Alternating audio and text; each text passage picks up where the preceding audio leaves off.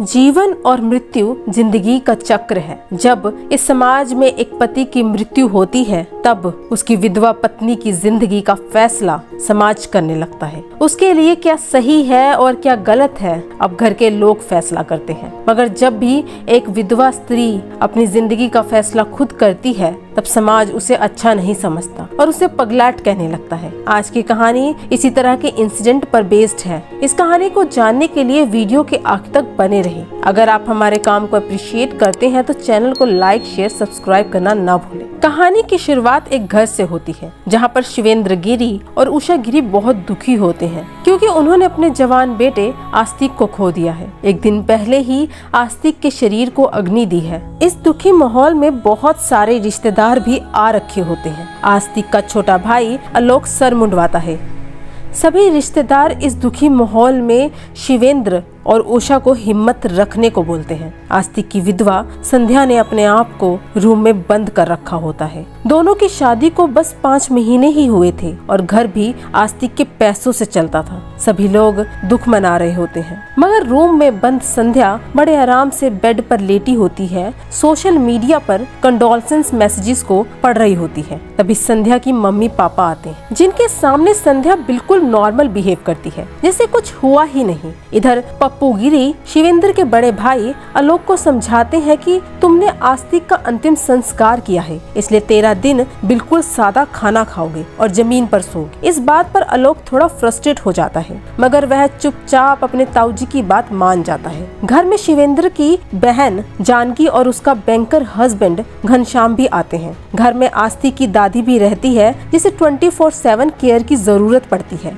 वह ज्यादा बोल नहीं पाती है। उसी दौरान संध्या की फ्रेंड नाजिया भी उसके घर आती है उससे मिलने। दोनों एक दूसरे को देखकर खुश होती है। रात का खाना खाते समय घनश्याम बोलता है कि संध्या इसलिए ऐसा बिहेव कर रही है क्योंकि वह PSTD से सफर कर रही है। PSTD मतलब पोस्ट ट्रॉमेटिक स्ट्रेस डिसऑर्डर। तभी संध्या नाजिया से बोलती है कि उसे बिल्कुल भी आस्तिक के जाने पर रोना नहीं आ रहा है और भूख भी दबाकर लग रही है। यह सब चल रहा होता है तभी संध्या की सास संध्या से बोलती है कि आस्तिक के अलमारी से उसका आधार कार्ड वगैरह दे दो ताकि उसका डेथ सर्टिफिकेट बनवा सके। संध्या आस्तिक की फाइल्स चेक कर रही होती है जिसमें से एक लड़की की तस्वीर निकलती है जिसके पीछे फॉर माई जानू लिखा होता है। शायद पहली बार संध्या अपने दिल में एक दर्द महसूस करती है। तस्वीर वाली बात संध्या सिर्फ दादी से बताती है। घर में लोग आस्तिक की अस्थियां बहाने गंगा जा रहे होते हैं। तभी शिवेंद्र का छोटा भाई तरुण घर आता है अपनी पत्नी रश्मि और अपने बच्चों के साथ, जहाँ पर तरुण थोड़ी नाराजगी दिखाता है कि उसे आस्तिक के मरने की खबर लेट मिली मगर मामला शांत हो जाता है और कुछ आदमी अस्थियां बहाने चले जाते हैं। इधर संध्या बहुत गुस्से में होती है कि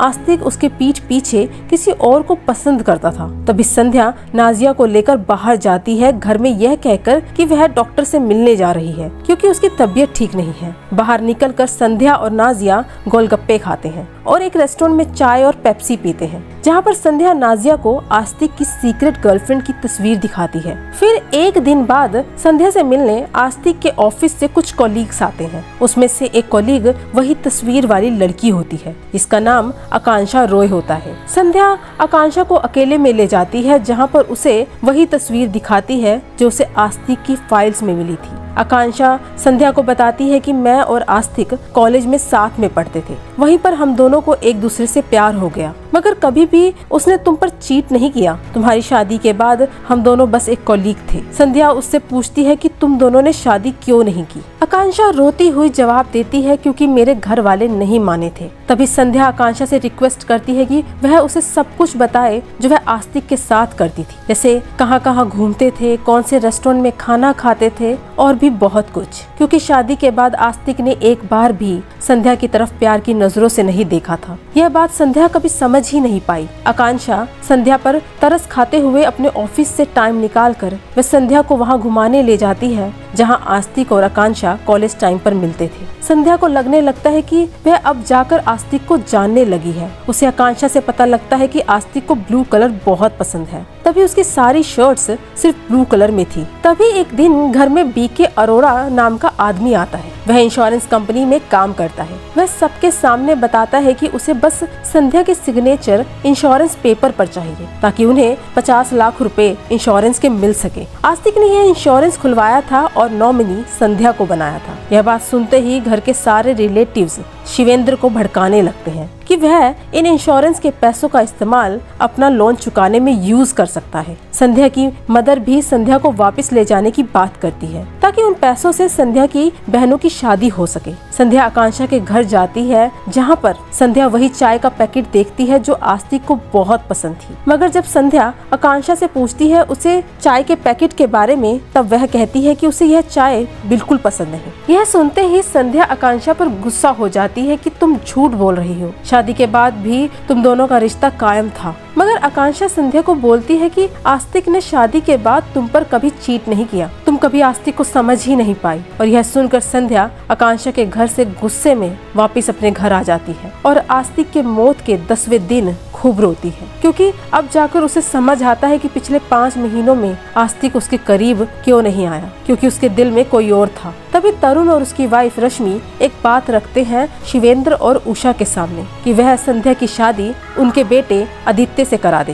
क्योंकि वह उसे पसंद करता है। संध्या आदित्य से पूछती है अकेले में कि वह उससे शादी क्यों करना चाहता है। तब आदित्य बोलता है कि क्योंकि मैं तुमसे प्यार करता हूँ। पहली बार प्यार शब्द सुनकर संध्या इस शादी के लिए हामी भर देती है। मगर संध्या की मम्मी उस पर गुस्सा करती है और उसे बोलती है कि वह तुमसे शादी सिर्फ पैसों के लिए करना चाहता है, क्योंकि उसे होटल का बिजनेस खोलना है। आस्तिक का भाई आलोक भी इस बात पर गुस्सा होता है, क्योंकि वह भी संध्या को पसंद करता है। मगर संध्या आलोक को भी ना बोल देती है। 13वीं के दिन आदित्य सुबह सुबह अपना सामान पैक करके निकल जाता है। तभी आदित्य के पेरेंट्स सबको बताते हैं कि संध्या प्रेग्नेंट है, इसलिए आदित्य चला गया। मगर तभी आदित्य की बहन बताती है कि संध्या भाभी प्रेग्नेंट नहीं हो सकती, क्योंकि उन्होंने मुझे कल ही बताया कि उन्हें पीरियड्स आ रखे हैं। मगर तभी घर से संध्या गायब हो जाती है। फिर संध्या अपने सास ससुर और मम्मी पापा के लिए चिट्ठी छोड़ जाती है, जिसमें लिखा होता है कि वह अपनी नई जिंदगी शुरू करना चाहती है और नौकरी के लिए दूसरी सिटी जाना चाहती है, जहाँ पर वह